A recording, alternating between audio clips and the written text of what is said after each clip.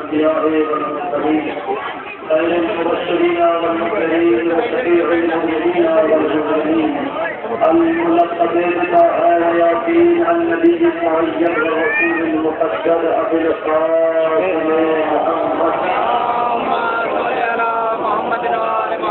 وآله السيدين الطاهرين المعصومين المظلومين واللعنة الدائمة الباقية على أعدائهم أجمعين من الآن إلى قيام يوم الدين.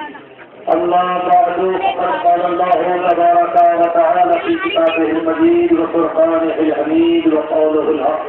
بسم الله الرحمن الرحيم. قل لا أسألكم عليه أجرا إلا المودة في القربى.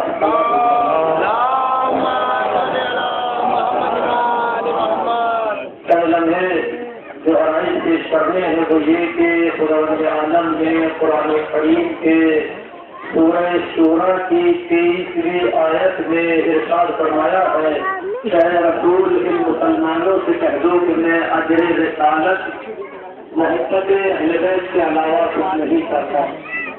میری رسالت کا اجر یہ ہے کہ فقط میرے قرابت داروں سے محبت کرو، میرے اہل بیت سے محبت کرو، میری آل سے محبت کرو. لہٰذا یہ تمام کے تمام مسلمانوں کا فریضہ ہے، تمام کے تمام مسلمانوں پر واجب ہے کہ حضرت محمد مصطفیٰ صلی اللہ علیہ وسلم کی اولاد سے، ان کی آل سے، ان کی اہل بیت سے محبت کی جائے. اس لیے کہ قرآن کریم کا حکم بھی ہے اور انسان کی فطرت کا تقاضا بھی ہے کہ انسان جس کو مانتا ہے اس کی اولاد سے محبت کرتا ہے، اس کے اہل بیت سے پیار کرتا ہے. لہٰذا ہم اگر مسلمان ہیں تو ہمارا وظیفہ یہ ہے کہ ہم اہل بیت طاہرین علیہ السلام سے محبت کریں. اور پھر اس محبت کا تقاضا یہ ہے کہ جب انسان جس کسی سے بھی محبت کرتا ہے تو اس کے غم میں غم مناتا ہے، اس کی خوشی میں خوشی مناتا ہے. ہمیں اگر کسی سے محبت ہے تو محبت کا اظہار اسی طرح سے کیا جائے گا کہ اگر اس کے یہاں کوئی خوشی کا دن ہے تو ہمیں جا کے اس کی خوشی میں شریک ہو جانا ہے، اگر غم ہے تو اس کے غم میں جا کے شریک ہونا ہے.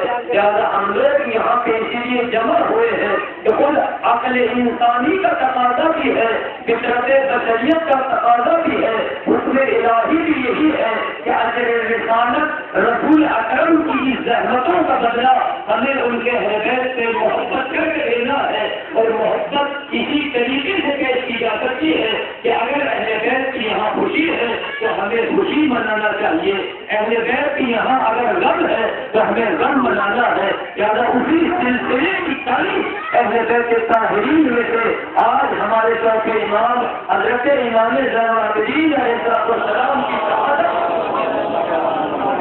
جس کے لیے ہم یہاں جمع ہوئے ہیں. لہٰذا تمام کے تمام مسلمانوں کا فریضہ یہ ہے کہ اگر واقعی رسول سے محبت کرتے ہو، رسول سے محبت کا دعویٰ ہے تو کم سے کم مسلمانوں کو، ہم مسلمانوں کو یہ چاہیے کہ دیکھیں کہ ہاں یہ محرم حسین کے غموں کا دن ہے، یہ محرم آل رسول کے غم کا دن ہے. یا ان غموں میں ہمیں خوشی نہیں منانی چاہیے.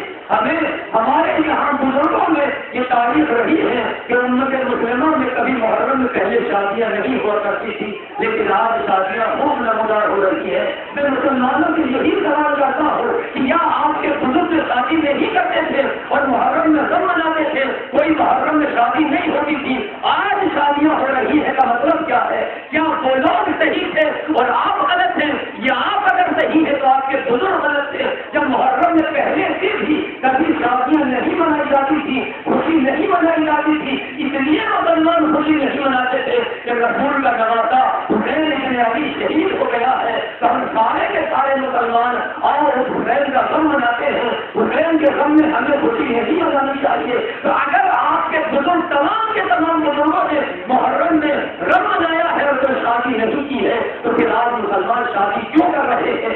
اگر آپ اپنے آپ کو حق بچانے سمجھتے ہیں کہ ہم اپنے حق پر ہیں اور ہم خوشی منا رہے ہیں، یعنی صحیح منا رہے ہیں، تو پھر ہمیں کچھ نہیں کہنا. اپنے بزرگوں کے بارے میں سوچیے کہ جنہوں نے خوشی نہیں منائی ہے انہوں نے خوشی کیوں نہیں منائی ہے.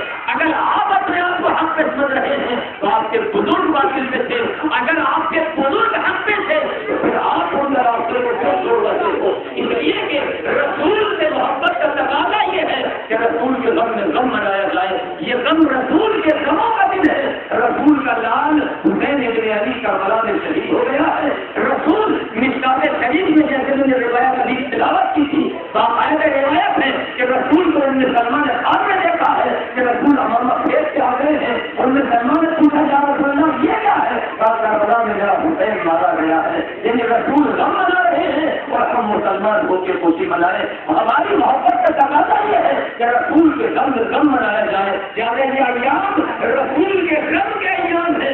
رسول نے غم منایا ہے. رسول امامہ پیش کے ابن سلمان کے سامنے آتے ہیں اور آگے کہتے ہیں کربلا میں میرا لال مارا گیا ہے. کربلا میں میرا بیٹا 3 دن کا بھوکا پیاسا مارا گیا ہے.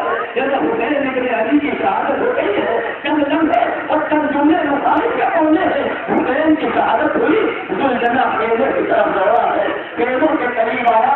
آنے کے بعد بیویوں نے قیدوں سے نکل کے اپنے آپ کو زلجنہ کے چاروں طرف جمع کر لیا ہے اور ایک مرتبہ زلجنہ سے لپٹ کے کہتی ہے زلجنہ پر اب اتنا سوال کرنا ہے، اتنا سوال کرنا ہے، ہمیں اتنا پتا ہے کہ جب میرا بابا دنیا سے گیا ہے کیا ان کو پانی دیا گیا تھا یا میرے بابا کو پیارا نہیں کر دیا گیا؟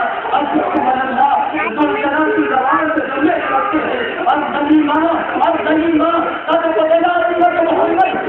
کی امت نے اپنے اس نواسے کو قتل کر دیا ہے. حسین کے نواسے حسین نے قتل کر دیا ہے. سبحان اللہ یہ تمام کے تمام اور بیویاں گھوڑے کے چاروں طرف جمع ہے. ادھر عمر صاحب کے نظروں میں حکم دیا جاتا ہے کہ ابھی جب ختم نہیں ہوئی ہے بلکہ ابھی حسین کے لاشے کو پامال کرنا ہے. ابھی گھوڑے